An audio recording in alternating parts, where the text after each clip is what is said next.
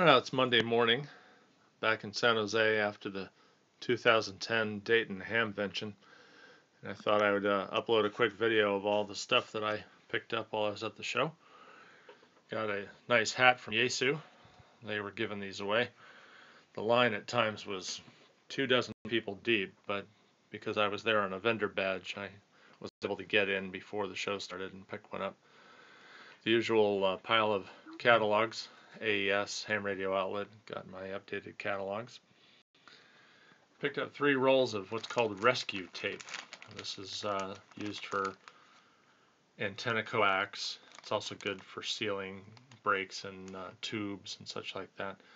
So I got 3 rolls of that. It seals to itself. Once you wrap it around, it basically becomes a big mass of plastic, and it's real nice for waterproofing. I picked up a new power gate, PG40S.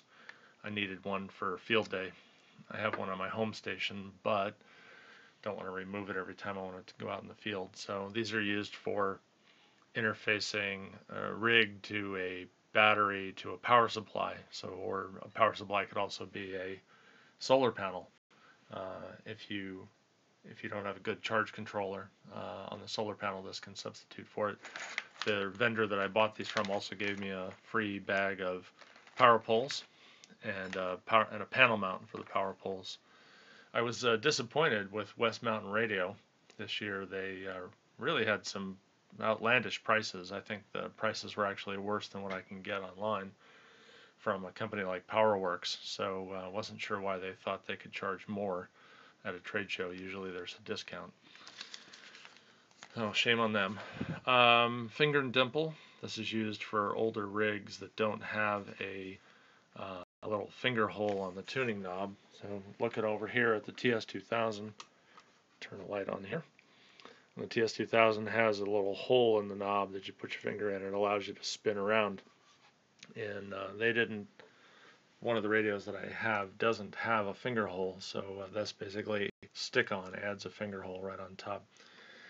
Radio Club of America, I'm a member, and they had their Platinum Jubilee Yearbook, which contains not only the 2009 data, but all proceedings and yearbooks from the past. So, nice resource to have. I picked up a triple ratio switched balun from Buddy Pole. I'm going to work on some vertical antennas this year at Field Day, and the TRSBE helps match to the shortened verticals, which tend to have a less than 50 ohm impedance. I picked up some soldering tips for my Metcal soldering iron. Well, the Metcal is a really awesome soldering iron, and these tips are specialized tips. I got a knife tip and a generic tip. The price on these was really great. Normally they're about $40 to $45, and I got this one for $17 and this one for $15.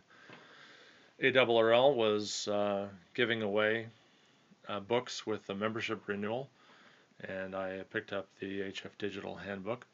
And then last but not least, a guy out of Georgia who wrote a program for years that's been used for logging. He has a new version called LogX, and he was actually giving these away at the show.